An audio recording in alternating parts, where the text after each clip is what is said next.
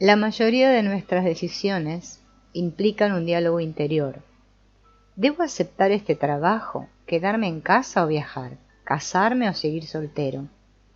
Es posible que las circunstancias resuelvan el tema, pero con frecuencia nos sentimos indecisos entre los dos lados de la cuestión, las dos voces que tratan de persuadirnos en un sentido o en otro.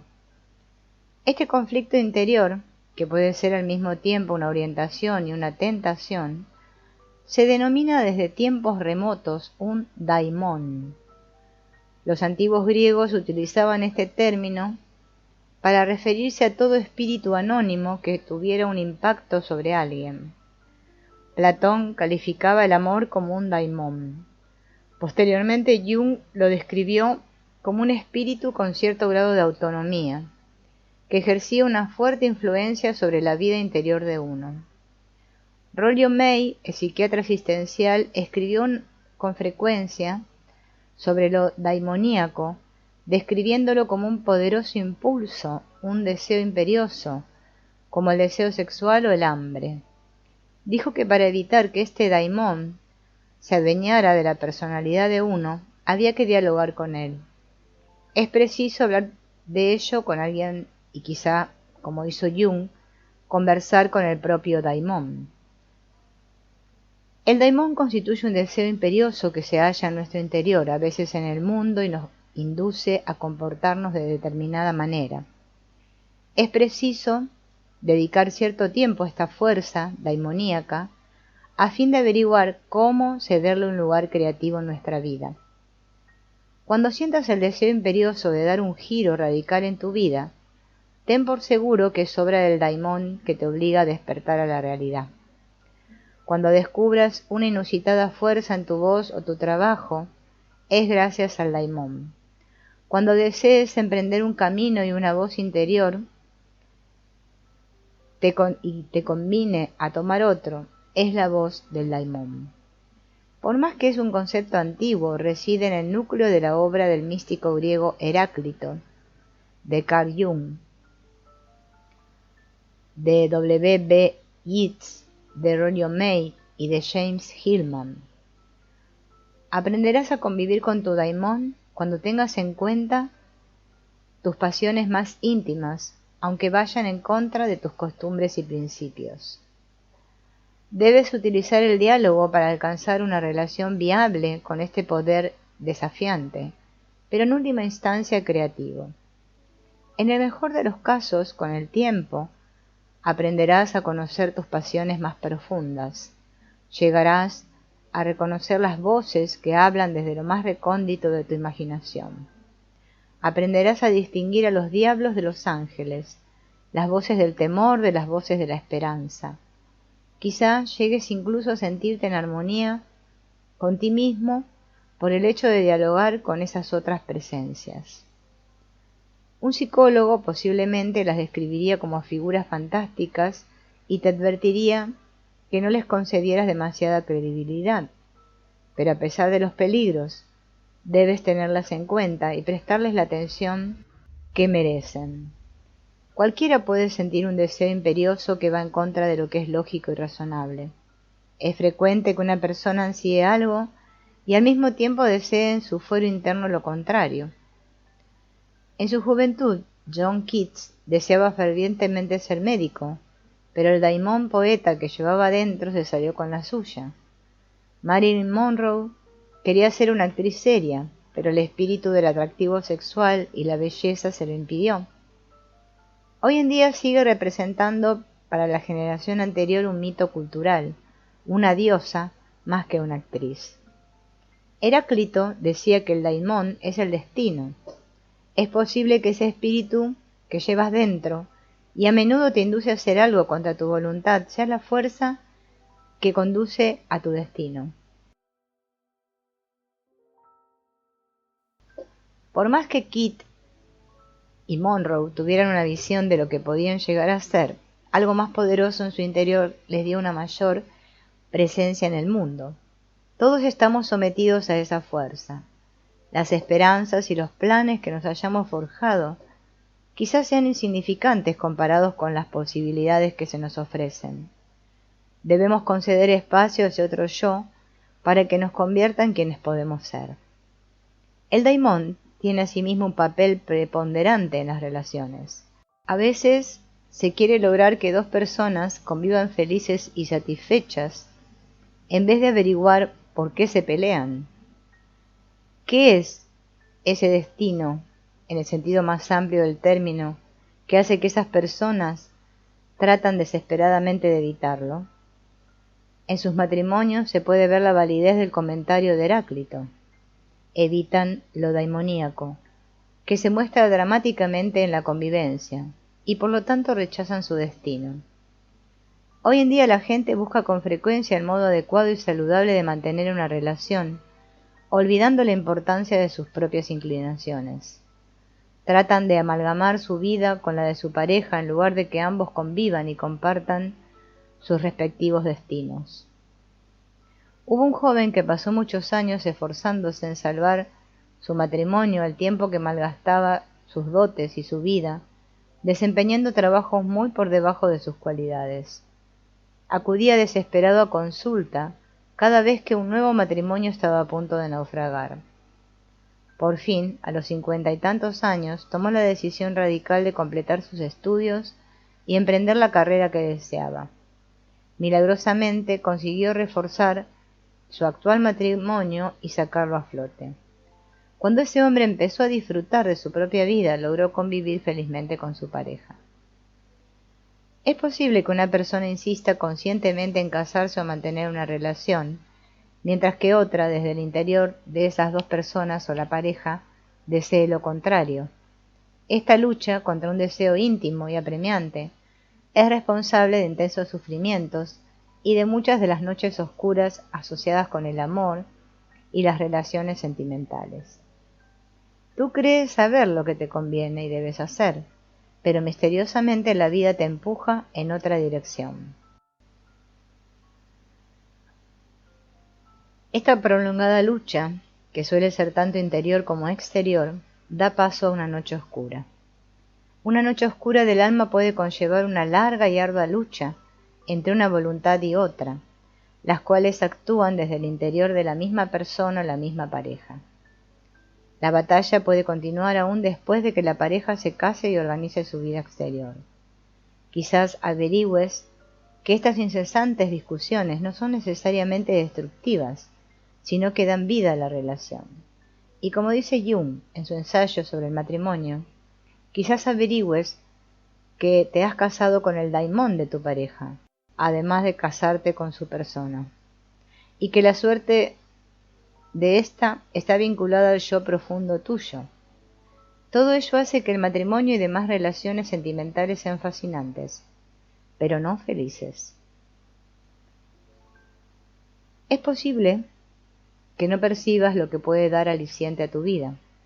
Quizás reprimas la fuente que puede procurarte una satisfacción más profunda.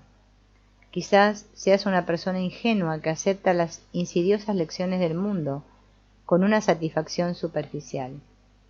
Por lo tanto, debes profundizar más con el fin de averiguar quién eres y quién deseas ser. No dejes que las ilusorias promesas de la vida material te disuadan de ese objetivo. Sé tú mismo. Ese es el objetivo de la travesía nocturna, nacer a ti mismo. Te encuentras flotando de nuevo en el líquido amniótico en una sustancia alquímica. Viajas hacia tu propia vida, te preparas para afrontar tu destino. La perspectiva es emocionante, pero los peligros son enormes. Evita ser uno de tantos y arriésgate a nacer como individuo. Jonás no creía poseer las cualidades necesarias para cumplir su destino. Trató de rehuirlo, embarcándose para alejarse y no tener que cumplir las órdenes que le había dado Dios. Pero el barco lo condujo a la ballena, que se convirtió en el útero de su renacer. Su huida se convirtió en el vehículo de su realización personal. Analiza profundamente tus temores. Toma nota de tus defensas. Comprueba dónde y cómo eludes las exigencias de tu existencia. Quizás consigas percibir la sabiduría cósmica de tu noche oscura. Debes cambiar de rumbo y redescubrir la dirección que te conviene tomar. Debes rendirte al movimiento inexorable de tu realización personal. Jonás fue requerido por Dios para que hablara en su nombre, que es un punto de vista radicalmente opuesto al que hoy en día te presentan todos los medios de información explícita o subliminalmente. Tu noche oscura te prepara para ser ti mismo. Reproduce tu nacimiento como persona. Te ofrece una alternativa a dejarte influir por tu máquina cultural manipuladora. Tu noche oscura te obliga a considerar varias alternativas. Te aleja de tu vida de activa sumisión a objetivos y propósitos que te son ajenos. Te ofrece replantearte la vida según tus propios criterios. Puedes aceptarlos y considerar quién eres y quién deseas ser. Puedes salir reforzado de la experiencia y reafirmarte en tu propia existencia. Puedes renacer no para asumir una ideología que te exija rendirte, sino para ser tú mismo, para asumir tu singularidad, tu realidad divina, la vida que te ha sido destinada. Debes dejar que tu noche oscura te prepare, pues ella representa a la vez tu dolor y tu salvación. Es el gran obstáculo que te impide vivir tu vida, y al mismo tiempo es el sistema de acceso idóneo a lo que la suerte te tiene reservado.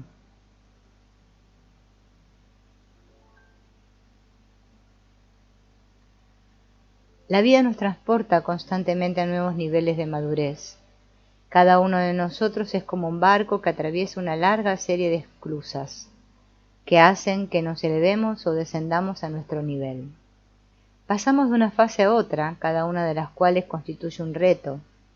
Hacerse adulto, casarse, divorciarse, envejecer, cambiar de trabajo o carrera, ser padre, dar a luz. Todos, cada cual a su modo, experimentamos ritos de pasaje que nos dejan en nosotros una impronta indeleble. Estos cambios profundos nos remueven y reorganizan nuestro mundo. Por eso pueden parecernos arriesgados. Quizás nos resistamos a un cambio necesario. Quizás nos casemos sin renunciar a la vida de soltero, o nos convirtamos en padres al tiempo que tratamos de preservar nuestro estilo de vida sin hijos.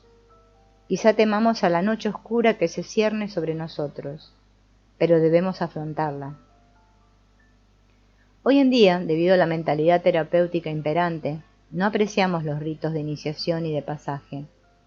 Esperamos que la gente resuelva los cambios que se producen en nuestra vida, y si no lo conseguimos, les ofrecemos sesiones de terapia. Carecemos de los poderosos ritos de las comunidades primitivas que sirven para apoyarnos y guiarnos. Nuestros modelos de desarrollo de una vida humana tienen en cuenta el progreso, pero no los cambios radicales. El pensamiento lineal, que forma parte integrante de la vida moderna, incide en el modo en que enfocamos nuestra vida. Evolucionamos y nos desarrollamos, pero no nos transformamos. Imaginamos que crecemos como un rascacielos en construcción, elevándonos hacia el cielo, y no como una oruga que se convierte en una mariposa. Las personas se refieren a renacer como cristianos, pero ¿no es más importante renacer como seres humanos? Debemos renacer una y otra vez para reforzar nuestra humanidad, para descubrir de distintas y sofisticadas formas lo que significa ser una persona en una comunidad de personas. Las sociedades arcaicas conocían esto mejor que nosotros. Los cambios fundamentales de perspectiva son esenciales, y el mejor modo de imaginarlos es tomar el modelo del nacimiento. La metamorfosis del yo no concluye jamás, y necesitamos métodos eficaces para afrontar cada fase con éxito. Algunos momentos decisivos de la vida pueden arrojar una incómoda sombra sobre el futuro. Cuando enfermamos gravemente, nuestra enfermedad no es solo física, nos obliga a contemplarnos a nosotros y nuestro mundo de modo distinto. Se trata también de un rito de pasaje. Un violento arrebato de celos puede incidir en la forma en que tú te relacionas con la gente y te preparas para ser un buen compañero sentimental. capaz de afrontar las complejidades del matrimonio. Un estado de ánimo intenso o una emoción abrumadora pueden elevarte a un nivel superior, propiciando un cambio en tu naturaleza. Llorar la muerte de un ser querido también puede transformarte de forma radical, pues el dolor es más que una emoción. Puede constituir una dolorosa reestructuración que te obliga a modificar tus puntos de vista y valores esenciales. La pérdida de un ser querido puede obligarte a replantearte tu vida. La muerte de una persona a la que admirabas puede inspirarte e inducirte a imaginar nuevas posibilidades para ti mismo, descubriendo que la única forma de superar el dolor consiste en reimaginar su existencia. Tu sanación puede ser consecuencia de tu sufrimiento. Una noche oscura del alma es oscura porque no nos garantiza que lo que está ocurriendo tenga sentido y en última instancia sea beneficioso. No comprendemos lo que nos ocurre y si nos empeñamos siempre en averiguar lo que ocurre a nuestro alrededor, este aspecto de la noche oscura nos saca de quicio. Podemos hallar significado en esos momentos de transición, pero debemos plantearnos nuestra vida de otra forma, asumir una mentalidad menos psicológica y más filosófica y espiritual. Bonhoeffer no tenía ninguna garantía de que el haber participado en un complot contra Hitler fuera moralmente correcto y aceptado por las personas que le consideraban su pastor y teólogo.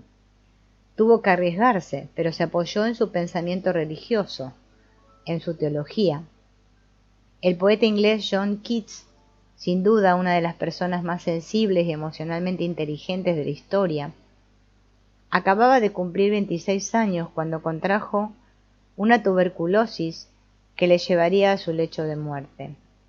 Padeció dolores atroces, pero lo que más le dolió fue separarse de la mujer que amaba, Fanny Brawner. 4 meses antes de morir escribió a su amigo Charles Brown: «Puedo soportar la muerte, pero no soporto separarme de ella. ¿Dónde puedo hallar consuelo o alivio? Me temo que no hay nadie que pueda ayudarme». Pero en su siguiente y última carta sigue demostrando su buen humor y hace un sencillo pero importante comentario: «Debemos apoyarnos en la filosofía como hago yo, de otro modo la vida sería insoportable». Keats, un joven dotado de una extraordinaria madurez, había desarrollado una filosofía del alma que le permitía seguir viviendo. Afirmaba que la belleza reside en la verdad y propugnaba el valor de la capacidad negativa. Esto es, cuando un hombre es capaz de albergar incertidumbres, misterios, dudas.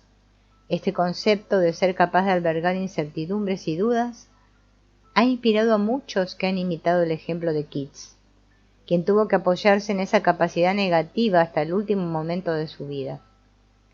Al igual que Bonhoeffer, sus criterios y sus profundas reflexiones le aportaron paz y consuelo. Keats alimentó su visión durante su breve vida en sus poemas, en sus afectuosas cartas a amigos y parientes, y en determinadas y significativas conversaciones a las que alude con frecuencia. Se hallaba en el último pasaje de su vida a punto de morir, pero fue capaz de expresarse con elegancia y optimismo. Poseía un espíritu noble y fuerte que resplandecía a través de su postración física. En una carta decisiva que escribió a su hermano y a su cuñada cuando tenía 23 años, decía que no bastaba con ser inteligente, sino que uno debía convertir su inteligencia en un alma. «¿No comprendéis», escribió, «lo necesario que es en este mundo de dolor y tribulaciones cultivar la inteligencia y convertirla en un alma? Debemos llamar a este mundo el valle de crear almas». Esta carta constituye una valiosa referencia para todos los que tratamos de comprender el lugar que ocupa el sufrimiento en nuestra vida. Como han dicho muchos, aunque pocos, con la elocuencia de Keats, el sufrimiento es un gran maestro. Keats convirtió su sufrimiento emocional y físico, a través de sus cartas y poemas, en un alma extremadamente inteligente y sensible. Como diría un alquimista, es preciso disponer de un receptáculo, de un medio en el que pueda verificarse esta importante transformación. Una diferencia entre la depresión y una noche oscura del alma es que la depresión es un estado de ánimo que uno soporta y trata de superar, mientras que una noche oscura constituye un proceso a través del cual nuestra burda alma se refina y nuestra inteligencia se potencia. El elemento clave es la forma en que nos planteamos esta prueba. Las personas modernas no suelen crear una filosofía vital minuciosamente elaborada y apasionada. En la actualidad, mucha gente sigue ciegamente a sus clérigos, sus ideologías, a sus líderes políticos y a la prensa. Muchos obtienen su orientación vital de la televisión y rara vez tienen unos pensamientos originales sobre sus experiencias.